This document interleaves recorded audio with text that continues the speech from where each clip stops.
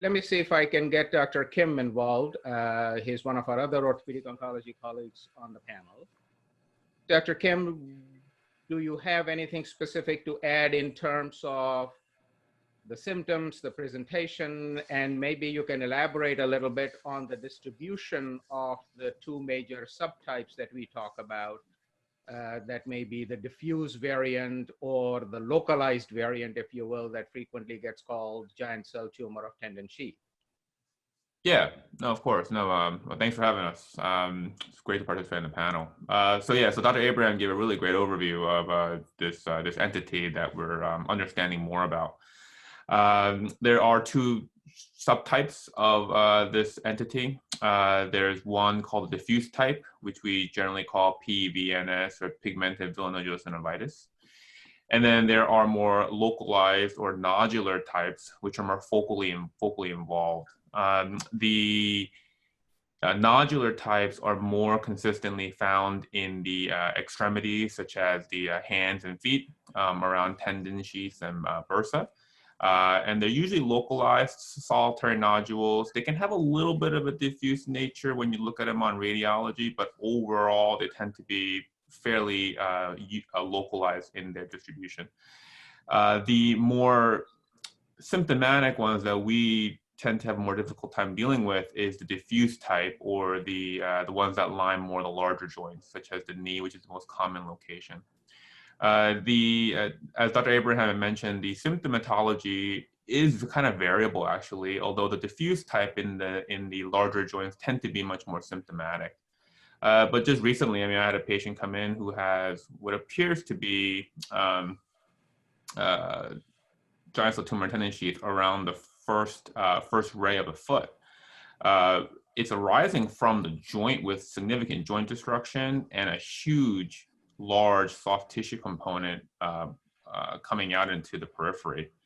So even though maybe that would be considered localized from its location, its behavior seems to be more of a diffuse type. So even though that there's a categorization of diffuse and localized, I think you have to sort of take into a context of sort of how it's behaving within that area.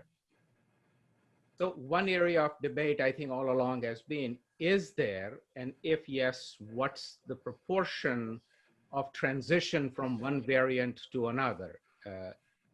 Is it common that the localized variant at presentation after multiple attempts at therapy from a surgical standpoint eventually turns into diffuse? What's the time frame? What's the course of the disease? If you can give our audience your experience and your input, I think that may be helpful, especially in terms of trying to catch patients in a multidisciplinary setting at the right point for most appropriate multidisciplinary treatment.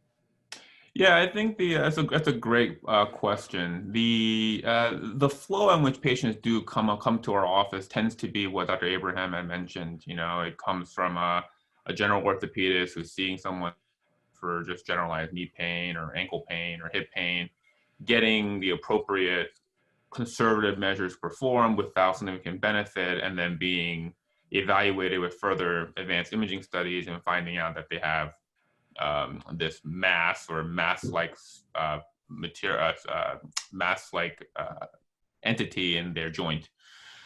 In terms of my experience with seeing localized disease become diffuse disease, the only times I've really seen it happen is when there have been multiple local recurrences after the initial resection had occurred.